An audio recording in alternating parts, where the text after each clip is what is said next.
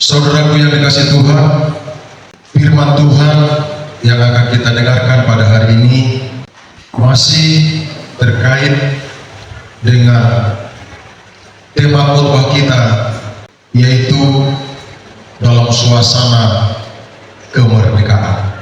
Dalam beberapa kali kesempatan, baik minggu yang lalu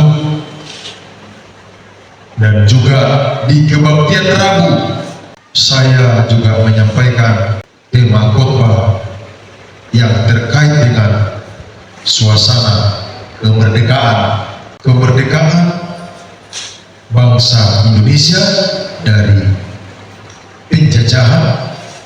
Tentunya juga suasana kemerdekaan yang kita alami saat ini sebagai bangsa Indonesia juga mengandung makna yang tidak jauh berbeda dengan kemerdekaan kita sebagai orang Kristen. Karena memang Alkitab kita juga membicarakan hal itu. Baik itu di Galatia 5 ayat 1, dikatakan di situ, saudaraku, supaya kamu sungguh-sungguh merdeka. Kristus telah memerdekakan kamu. Oleh karena itu, jangan mau lagi diperbudak oleh dosa. Kemudian juga saudaraku, di dalam Yohanes pasal 8 ayat 32, kebenaran yang memerdekakan kamu. Kemudian juga dikatakan saudaraku di dalam 2 Korintus pasal yang ketiga ayat yang ke-17, sebab Tuhan adalah roh. Di mana ada roh Allah, di situ ada kemerdekaan. Pengertian merdeka, saudaraku, bebas dari penjajahan, bebas dari perbudakan, bebas dari intimidasi, bebas dalam segala hal, tidak terikat, tidak diperbudak. Itulah pengertian merdeka, saudara. Jadi kalau ada orang Kristen, dia adalah orang Kristen apabila dalam kehidupannya, apabila dalam pengikutannya kepada Kristus, atau dalam perjalanan kerohaniannya masih terjajah, masih terbelenggu, masih terikat, masih merasakan yang namanya diperbudak dosa, berarti mereka itu belum mengalami kemerdekaan sebagai seorang Kristen. Mereka masih terjajah masalahnya, ya. Dan saya mau berkata kepada saudara, masih ada orang dan senang dan suka dan menikmati penjajahan, saudara. Itu yang bisa saya dapatkan ketika kita masuk dalam suasana kemerdekaan sebagai suatu bangsa.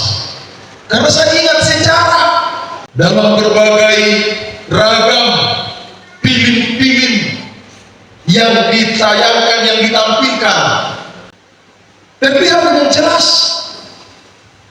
ada orang-orang tertentu yang memang senang dengan penjajahan itu, suka dia situasi untuk tidak merdeka, senang dia diperbudak.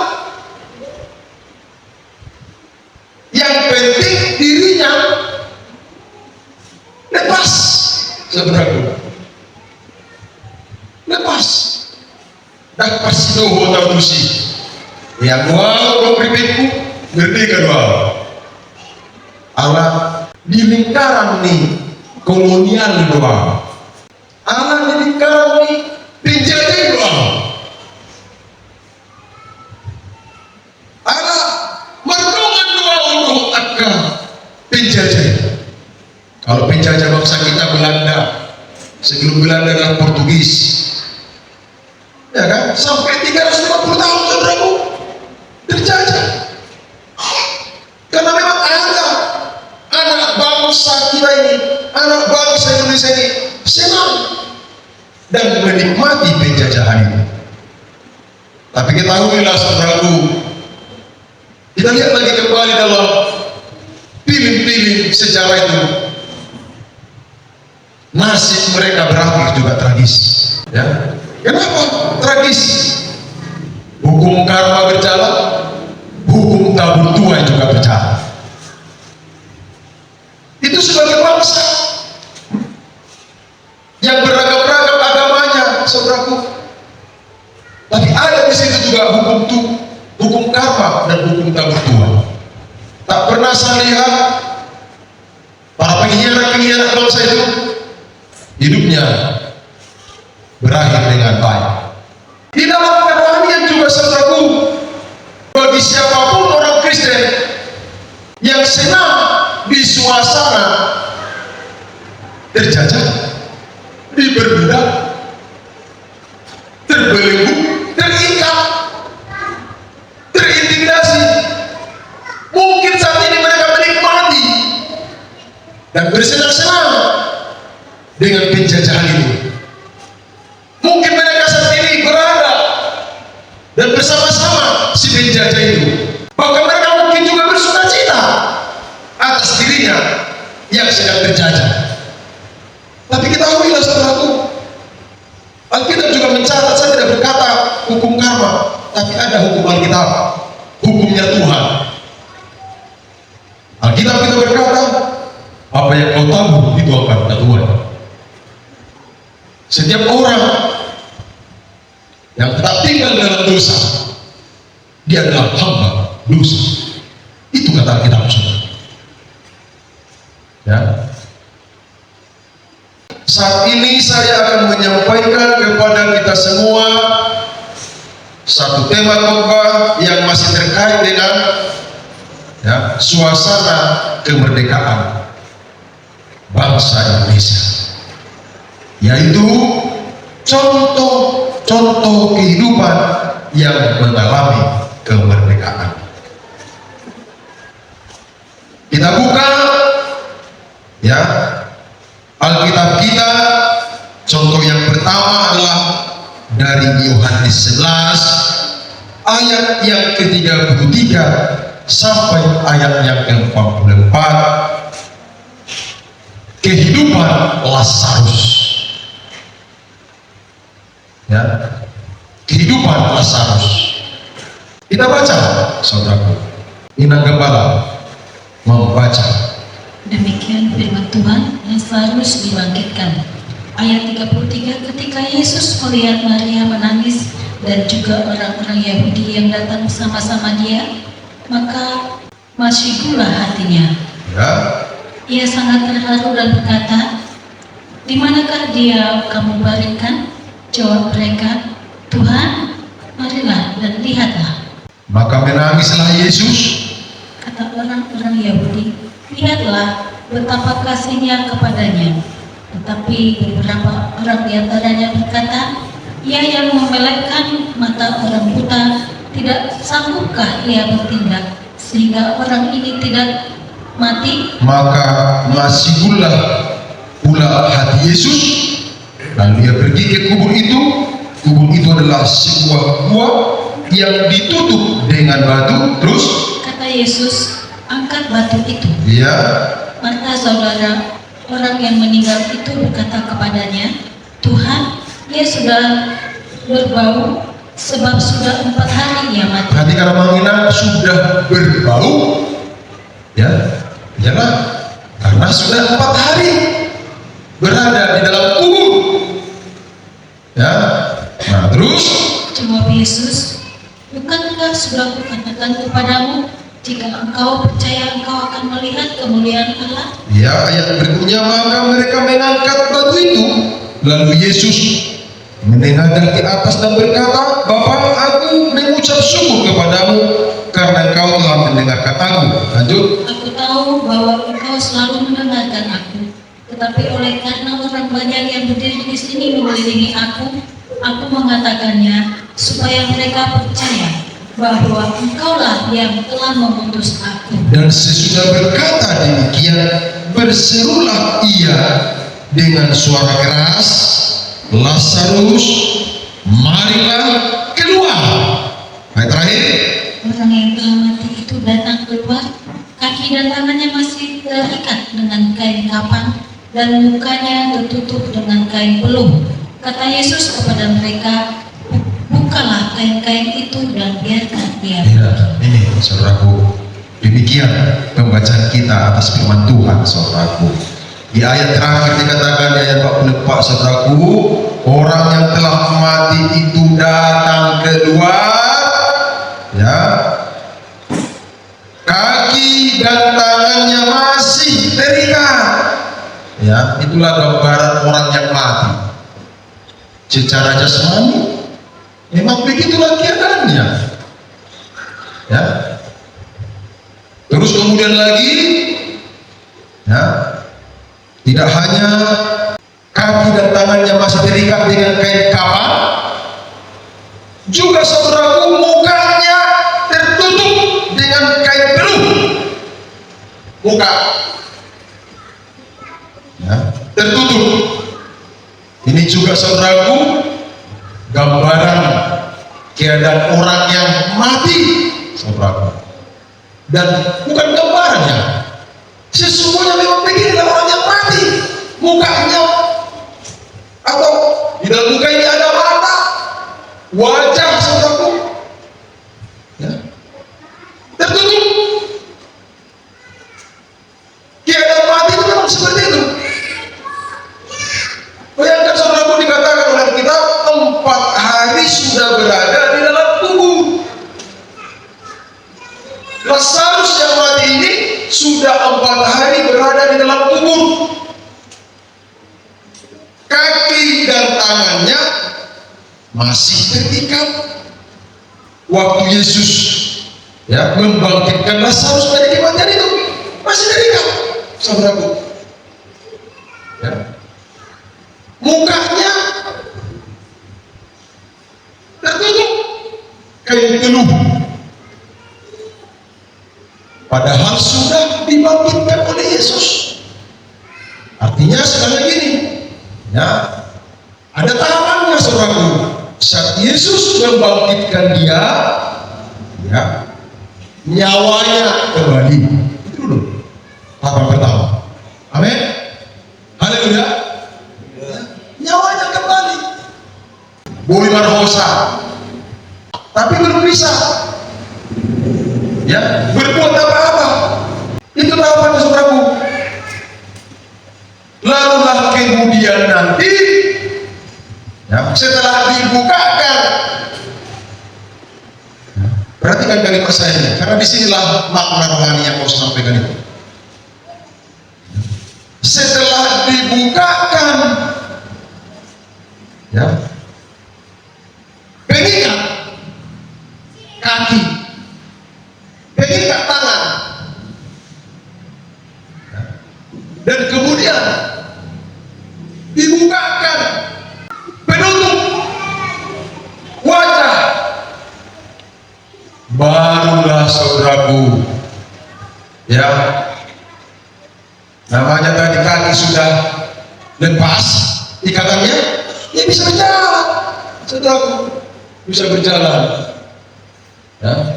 Haleluya. Tangannya sudah lepas, bisa berbuat, sudah bisa bergerak. Ada fleksi colopon, saudaraku, ya, dan bisa bebas ini, nggak terikat lagi tangannya, kakinya sudah lepas, nggak terikat lagi. Kemudian satu lagi, saudaraku, ya, matanya atau seluruh mukanya itu tertutup kain peluh. Apa artinya ini, saudaraku? Ya, setelah dibukakan, baru dia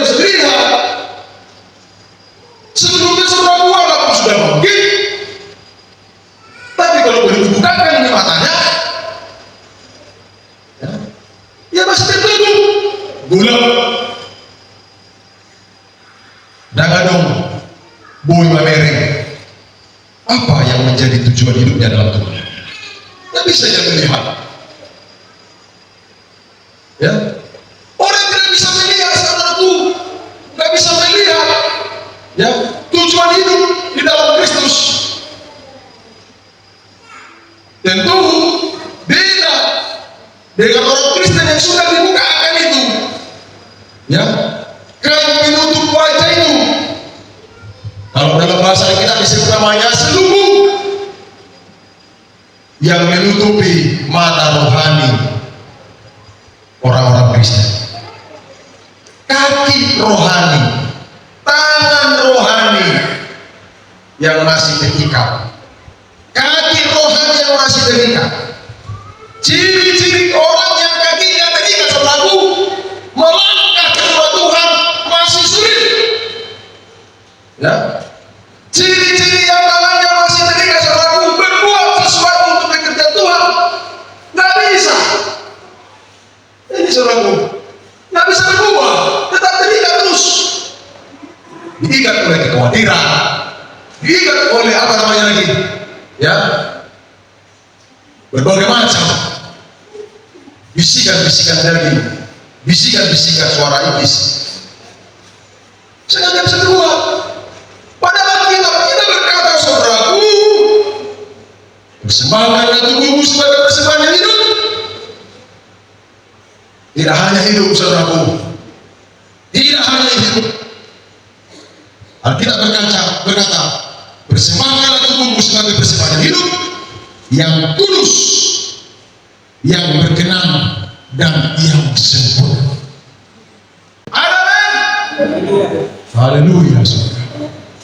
Tidak hanya untuk hidup, saudaraku, Kristus menebus saudara, tetapi juga harus meningkat kepada yang namanya berkenan. Tidak berhenti sampai berkenan, tapi juga meningkat lagi kepada kesempurnaan, saudara. Ini yang Tuhan mau dari hidup kita. Jadi tidak hanya sekedar, saudaraku, sebagai orang Kristen itu sekedar hanya jadi Kristen KTP, atau mungkin saudara sudah merasa senang karena sudah setia beribadah, puji Tuhan, saudaraku.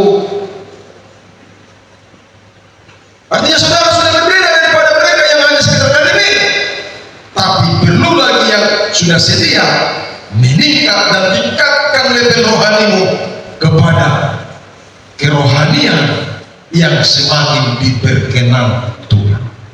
Kenapa Maria dinilai oleh Tuhan Yesus lebih dibanding Marta, padahal sama-sama melayani dan menyambut Yesus?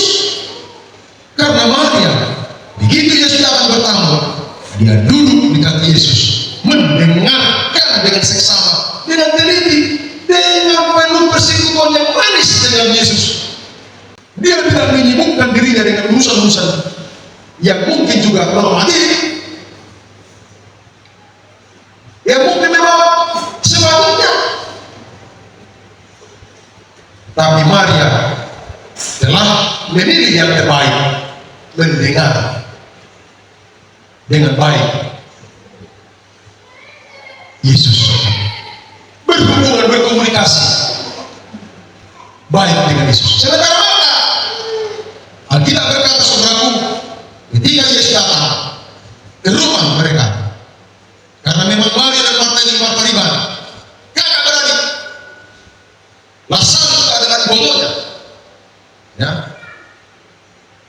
Marta menyibukkan diri secara normatif, kebiasaan. Tapi ada yang terlupakan dari Marta. Dia menyibukkan diri dengan urusan-urusan yang normatif. Tinggal urusan persekutuan dengan Tuhan. Tinggal membangun hubungan dengan Tuhan. Tinggal, saudaraku, persekutuan yang manis lewat doa puasa kepada Tuhan. Pelayan-pelayan Tuhan termasuk saya. Kalau hanya pelayanan yang normatif, yang bisa kita lakukan di hadapan Tuhan, saudaraku, kurang berkenan. Memang sudah bagus bila dibanding dengan jemaat-jemaat yang tidak mau melayani, yang tidak mau melibatkan diri dalam pelayanan, sudah bagus itu. Tapi Tuhan inginkan dan tingkatkan lagi dirimu masuk kepada persekutuan yang manis dengan Roh Kudus, sehingga tidak mudah, saudaraku, setidak-tidaknya tidak mudah lagi tersinggung dalam pelayanan. Karena jika orang bersekutu dengan Tuhan, dia akan terlihat, saudaraku, buah-buah rohnya. Ada kasih di situ, ada sukacita di situ, ada damai sejahtera di situ, ada kebaikan di situ, ada kemurahan, ada kesabaran, ada kelemah lembutan, ada kesetiaan, plus ada penguasaan diri. Tapi kalau sudah seorang pelayan, kalau sudah seorang jemaat, ya mudah tersinggung. Di kolom mana, di poin mana kira-kira itu dari buah-buah Roh Kudus? Itu menjadi sebuah pertanyaan. Ya, nah, mari kita lihat kembali, saudaraku, kepada ya nasi yang sedang kita kulik ini, saudaraku. Sangat menarik ini, saudaraku. Contoh kehidupan Lazarus yang mengalami kemerdekaan ini. Ya, karena memang kita sedang berada di judul ataupun topik khotbah, contoh kehidupan yang mengalami kemerdekaan. Berarti Lazarus ini bisa kita jadikan contoh sebagai orang yang mengalami kemerdekaan. Kenapa, saudaraku? Karena memang kakinya tidak lagi terikat, tangannya tidak lagi terikat, matanya tidak lagi tertutup, saudaraku. Sudah bebas. Itulah namanya orang merdeka. Dia sudah bisa kalau sambil puji Tuhan, ayo lompat buat Tuhan, sudah menyanyi, lompat dia, gitu. Ayo berjalan ke rumah Tuhan, datang ke rumah Tuhan. Ayo berdoa untuk bekerja Tuhan, berdoa dia bekerja Tuhan. Inilah, saudaraku, contoh kehidupan yang pertama yang saya khotbahkan, saudara. Kalau kita berbicara kemerdekaan, kita ingatlah Lazarus ini. Kakinya tidak lagi terikat, ya, tangannya tidak lagi terikat, matanya tidak lagi tertutup. Pandangan hidupnya, ya, suami istri, ya, memandang kepada Yesus, berjalan seiring sejalan dengan Yesus. Seorang kata dua-dua, ya, Rahmadalan dulu kedua mahamuna, anakku, parmaiku, dibayar-bayar keupah. Iya kan? Semoga seperti itu. Jangan pada saat di gereja ngerak di gereja. Jadi benar, budak pakai ini dari gereja. Iya kan? Budak dari kamar duduk di sehari-hari selepas terbuat dari suami istri. Tapi ketika di gereja, jadi benar menyertai. Ini menjadi keprihatinan saya sebagai kepala sidang. Berarti kalau itu terjadi, berarti ada yang belum mengalami kemerdekaan. Orang dia mau main takut kamu, ya, kalian tangkap maksud dari tema khotbah ini, yaitu contoh kehidupan orang yang mengalami kemerdekaan. Asih rohani Tuhan tak mengenal gabe jawaban merdeka kita di bagasan Tuhan. Nah, itu saja yang bisa saya sampaikan pada kesempatan ini. Ya, sekali lagi saudaraku, nah, kita harus mengalami kemerdekaan sebagaimana yang dikehendaki oleh Tuhan Yesus Kristus. Puji nama Tuhan. Tuhan berkati semuanya. Salam. Haleluya. Oh,